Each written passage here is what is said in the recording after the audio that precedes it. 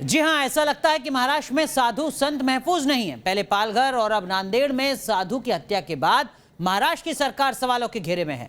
महाराष्ट्र में एक के बाद एक साधुओं की हत्या से संत समाज में आक्रोश है। नांदेड़ में साधु शिवाचार्य का शव उनके आश्रम में मिला।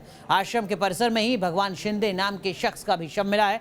पुलिस फिलहाल ज्यादा कुछ कहने से बच रही है, लेकिन वो लूट के इरादे से हत्या को जोड़कर देख रही है। लेकिन बताया जा रहा है कि साधु की हत्या के बाद आरोपी साईनाथ ने भगवान शिंदे की हत्या की। लोगों का कहना है कि आरोपी साईनाथ भगवान शिंदे की जान पहचान का था। ऐसे में उसकी हत्या साजिश की ओर इशारा कर रही है। तो पुलिस अब मामले की जांच की बात कह रही है। पहले यहां पर लूट की बात कही गई थी, लेकिन अब जांच की बात कही जा रही है महाराष्ट्र पुलिस की तरफ से। तो महाराष्ट्र में एक बार फिर साधु का मर्डर हुआ है। एक महीने पहले पालघर में भी साधुओं की हत्या हुई थी। इस बार हत्या हुई है नांदेड़ में। नांदेड़ में किसने की साधुओं की हत्या और फिर कैसे सवालों में घिर गई उद्धव सरकार, ये रिपोर्ट देखिए। महाराष्ट्र में साधु का मर्डर, पालघर के बाद नांदेड़ में साधु की हत्या। महाराष्ट्र में क्यों सुरक्षित नहीं है साधु? पालघर में मॉब लिंचिंग के बाद अब महाराष्ट्र में साधु के मर्डर का एक और केस सामने आया है। साधु के हत्या की यह वारदात हुई है नांदेड़ के एक मठ में। साधु के अलावा पासी में एक और शख्स की हत्या हुई है। इस डबल मर्डर से नांदेड़ खौफ में है और महाराष्ट्र सरकार सवालों के घेरे में। आज हम देख रहे हैं कि पूरे भारतवर्ष में ही एक प्रकार से साधु संतों की हत्याओं का षड्यंत्र प्रारंभ हुआ है।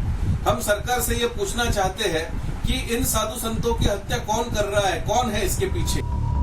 पुलिस के मुताबिक लिंगायत समुदाय के साधु की हत्या इसी समुदाय के एक आरोपी ने की है और फिर उसी ने अपने एक साथी का भी मर्डर कर दिया।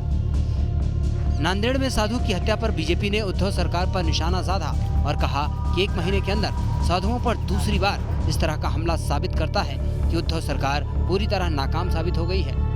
पहली हत्या को सरकार ने अफवाह कह के करार दे दिया। समूचे देश की और संतों की मांग थी सीबीआई को सरकार जांच सौंपे, पर महाराष्ट्र सरकार ने अब तक नहीं किया। अब एक महीने में दूसरे साधु की हत्या होती है। ये हो क्या रहा है महाराष्ट्र में? न महाराष्ट्र में संत साधु सुरक्षित है, न पुलिस सुरक्षित है। साधु की हत्या के पीछे वजह लूटपाट बताई जा रही है। फिलहाल आरोपी फरार है और पुलिस जांच में जुटी है, लेकिन पालघर में साधुओं की हत्या कई गंभीर सवाल खड़े करती है। सवाल ये कि नांदेड़ में क्यों की गई साधु की हत्या? आरोपी ने साधु की हत्या के बाद साथी को क्यों मारा? क्या हत्या के बाद शव को ठिकाने लगाने की साजिश थी?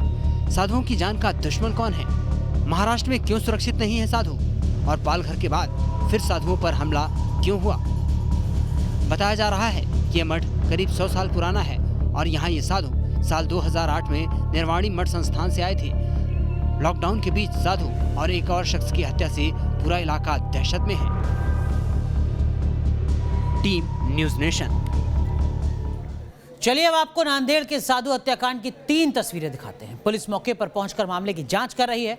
पुलिस आरोपी साईनाथ की गिरफ्तारी के लिए दबिश भी दे रही है। 3 तस्वीरें आपके सामने नांदेड़, जहां पर ये साधु का हत्याकांड हुआ है। देखिए जरा, ये वो दरअसल में कार है जिसमें बताया जा रहा है कि साधु के शव को रखकर ठिकाने लगाए जाने की कोशिश की जा रही थी। संभवतः ये वही कार है जो सामने नजर आ रही है। यहाँ पर जैसे ही जानकारी मिली उसके बाद आरोपी यहाँ से फरार हो गया। साधु की हत्या यहाँ पर हुई है नांदेड़ के एक आश्रम में। इस आश्रम को तकरीबन 100 साल पुराना बताया जा रहा है और अब इस हत्याकांड के बाद पूरे इलाके में हड़कंप मचा हुआ है। 3 तस्वीरें आपके सामने महाराष्ट्र के नांदेड़ की, जहाँ पर साधु की हत्या हुई है। महज एक महीने के भीतर किसी साधु संत की निर्मम हत्या से जुड़ा हुआ दूसरा मामला आज महाराष्ट्र के नांदेड़ से आ रहा है। यहाँ के उसरी इलाके के एक मठ के महंत की गला दबाकर हत्या कर दी गई है और तो और इसी मठ से जुड़े हुए एक सेवादार की भी शव जो है इस आश्रम से थोड़ी दूर पर मिला है। इस सिलसिले में साईनाथ नाम के एक व्यक्ति को पुलिस ने हिरासत में लिया है। पूछताछ चल रही है। हत्या की वजह को चोरी की शक्ल देने के लिए आश्रम में चीज़ें बिखरी पड़ी थी। इसी वजह से पहली नज़र में ये लूटपाट का एक मामला नज़र आया था, लेकिन अब इस हत्या की अलग अलग परतें खुल रही हैं। पुलिस का ये मानना है कि इस हत्या के पीछे सांप्रदायिक वजह भी हो सकती है, कोई पुराना वैमनस्य भी हो सकता है और उसी लाइन पर अब आरोपियों से पूछताछ हो रही है, क्योंकि इस मामले में जो दूसरा मृतक है ये आरोपी का साथी है। हमें पुलिस से ये पता चला है कि इस हत्या के बाद महंत के शव को ठिकाने लगाने के लिए आरोपी ने उनके शव को कार की डिग्गी में डाला और वहां से फरार होने की वो फिराक में था। लेकिन उसकी कार जो है वो आश्रम के गेट पर अटक गई, जिससे रात को कुछ सेवादार जाग गए और उन्होंने आरोपी को पकड़ने की कोशिश की। आरोपी वहां से तो फरार हो गया, लेकिन थोड़ी देर बाद उसने अपने ही साथी की भी हत्या कर दी। तो कुल मिलाकर इस मामले की पेचीदगी लगातार बढ़ते जा रही है। इसमें कोई सांप्रदायिक आयाम है या नहीं, इसकी पुलिस जांच कर रही है। लेकिन महीने भर के भीतर ही किसी साधु संत की हत्या से जुड़ी हुई ये दूसरी वारदात महाराष्ट्र में किस तरीके से सुरक्षा कायदा कानून की व्यवस्था चरमरा गई है, इसकी ओर इशारा करती है। वीडियो जर्नलिस्ट सिद्धेश वासगे के साथ विकास श्रीवास्तव, न्यूज़ नेशन, मुंबई। तो नांदेड़ में साधु की हत्या मामले में सियासी वार पलटवार के बीच महाराष्ट्र पुलिस मामले की जांच कर रही है। ज्यादा जानकारी दे रहे हैं संवाददाता विकास श्रीवास्तव। लेकिन आपको बता दें कि नांदेड़ में साधुओं की हत्या से संत समाज में भी काफी ज्यादा आक्रोश है। राष्ट्र के अंदर में ये क्या हो रहा है? हमारे 2 संत पाल घर में अभी तक उनका हत्याओं का हमने सीबीआई जांच मांग किया, वो पूरा नहीं हुआ। और ये जो है शिवाचार्य जी को जो ये नांदेड़ में हत्या हो गया, 2 साधुओं का हत्या हो गया, वो विशेष रूप से एक कौन लोग है? महाराष्ट्र सरकार क्या कर रहा है? महाराष्ट्र सरकार का होते हुए ये महाराष्ट्र का जो है हत्या हो रहा है, उन हत्यारों को गिरफ्तार क्यों नहीं कर रही सरकार? पहले भी हमारा जो 2 संत मरे पाल घर में, उनका अभी तक जो है वो अभी तक पकड़े नहीं गए हैं। और अभी हमारे ऊपर जो है इस तरह साधुओं के ऊपर मुसीबत आया हुआ है। महाराष्ट्र में ये जो है महाराष्ट्र सरकार क्या कर रही है? महाराष्ट्र सरकार के अंदर में इस तरह से साधुओं का हत्या होना बहुत ही दुखदायी और बहुत ही शर्म की बात है। ये जो है इस सरकार को, विशेष रूप से गृह मंत्री हुए ये सरकार के मुख्यमंत्री के ऊपर हमारे को बिल्कुल उनके ऊपर महाराष्ट्र में पाल घर में जूना अखाड़े के 2 संतों की हत्या के बाद पुनः आज नांदेड़ जिले में लिंगायत संप्रदाय के संत शिवाचार्य और उनके सहयोगी की हत्या कर दी गई। ऐसे लग रहा है जैसे महाराष्ट्र की धरती पर कानून एवं व्यवस्था की स्थिति बहुत ही खराब स्थिति में है।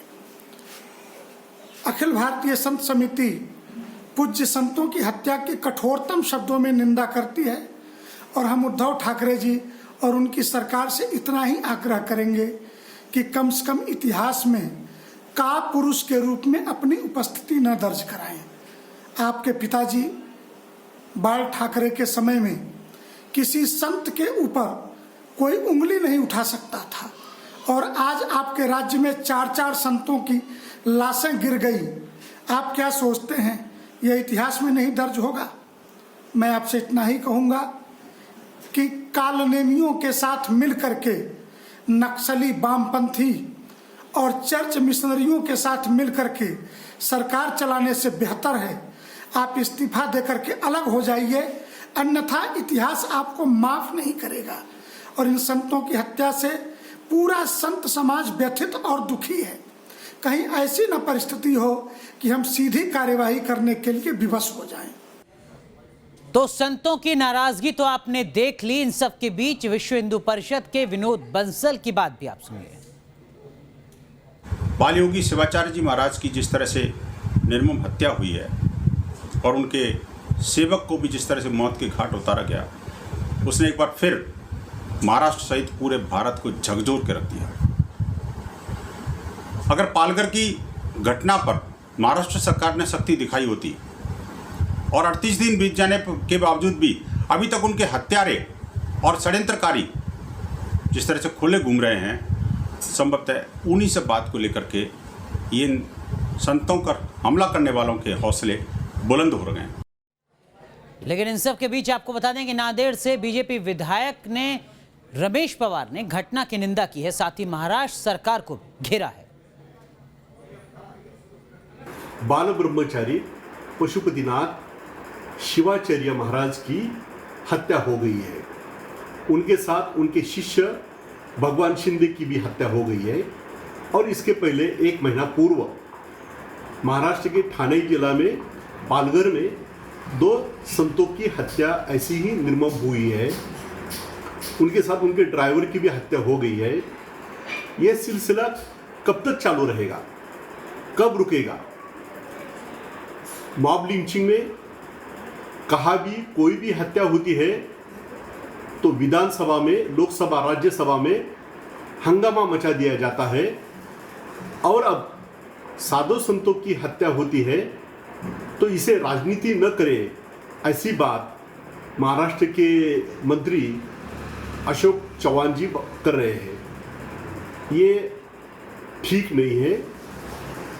इस देश में साधु संतों की हत्या होना ये पाप है, और उनकी सुरक्षा रखना इस राज्य सरकार की जिम्मेदारी है।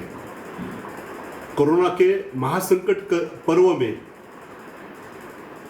हम घटना अत्यंत दुर्भाग्यपूर्ण है। यहाँ ये हमारे जो महाराष्ट्र है, यहाँ पूरे हमारे मतदार संघ में काफ़ी परिचित महाराष्ट्र है, एक अच्छे इंसान के नाते। कल उसी गांव के एक आदमी ने उनका गला चलिए रुक करते हैं इस वक्त की बड़ी खबर की ओर। आपको बता दें कि नांदेड़ के साधु हत्याकांड से जुड़ी इस वक्त की बड़ी खबर सामने आ रही है। नांदेड़ साधु हत्याकांड से जुड़ी बड़ी खबर हम आपको बता रहे हैं। साधु का हत्यारा साईनाथ तेलंगाना से गिरफ्तार हो चुका है। इस वक्त की बड़ी खबर, तेलंगाना से जो मुख्य आरोपी है साईनाथ, उसको गिरफ्तार किया गया है। इसी पर आरोप है साईनाथ पर कि इसने साधु की हत्या की और साथ ही साथ साधु के सहयोगी का भी यहां पर कत्ल किया है। तेलंगाना से जो मुख्य आरोपी है साईनाथ, देखिए जरा इस वक्त न्यूज नेशन पर आप तस्वीर भी देख सकते हैं। दरअसल में यही वो शख्स है जिसने साधु शिवाचार्य और भगवान शिंदे की हत्या की है, इस तरीके का आरोप लगाया जा रहा है। सीधा रुख करते हैं हमारे सहयोगी विकास श्रीवास्तव इस बड़ी खबर पर लगातार हमारे साथ बने हुए हैं। विकास, तो लगातार जो दबाव है महाराष्ट्र की पुलिस पर अब वो नजर आ रहा है, क्योंकि इस वक्त की बड़ी खबर ये कि तेलंगाना से मुख्य आरोपी को गिरफ्तार कर लिया है। बिल्कुल स्वाभाविक रूप से एक दबाव है अनुराग। महज एक महीने में एक दूसरे संत की हत्या हो जाना, ये निर्मम हत्या, ये बताने के लिए काफ़ी था कि महाराष्ट्र की धरती पर संत समुदाय सुरक्षित नहीं है। और इसी वजह से जब ये घटना प्रकाश में आई उसके बाद से ही जो आरोपी है इनकी धरपकड़ जो है तेज़ हो गई थी। तेलंगाना का बॉर्डर जो है वो नांदेड़ से लगकर है। ये आरोपी साईनाथ नाम का ये आरोपी फरार हो चुका था, तेलंगाना जा चुका था, उसे वहाँ से पकड़कर लाया गया है। और हमें ये जानकारी मिली है कि आरोपी साईनाथ अब हत्या के बारे में नए नए खुलासे कर रहा है। पहले इस हत्या को चोरी और लूटपाट की शक्ल देने की कोशिश की गई थी। चीज़ें पूरे आश्रम में जहाँ तहाँ बिखरी पड़ी हुई थी और इसी वजह से प्राइमा फेसी, प्रथम दृष्टया ये आकलन लगाया गया कि लूटपाट के मकसद से ये हत्या की गई हो सकती है। लेकिन अब और पूछताछ हो रही है और तलाशने की कोशिश चल रही है कि कोई सांप्रदायिक आयाम तो इस घटना में नहीं है। इस साधु की हत्या के पीछे कहीं दो समुदायों के बीच में आपसी वैमनस्य तो वजह नहीं है। इन सारी बातों पर जो है पूछताछ चल रही है। हम बता दें कि एक बात जो नहीं पच रही है वो ये कि साधु की हत्या के बाद आरोपी साईनाथ ने अपने साथी को क्यों मार दिया, इस पर से भी पर्दा अभी उठना बचा है। पेचीदगियां तमाम है, लेकिन सब कुछ धीरे धीरे पुलिस पूछताछ में ही खुलकर सामने आ पाएगा। बिल्कुल विकास, आप नजर बनाए रखिए, आगे भी आपसे तमाम अपडेट्स लेते रहेंगे। तो इस वक्त की बड़ी खबर, नांदेड़ में जो मुख्य आरोपी है साईनाथ, उसको गिरफ्तार किया गया है। तेलंगाना से ये गिरफ्तारी हुई है। साधु शिवाचार्य समेत 2 लोगों की हत्या इस शख्स ने की थी।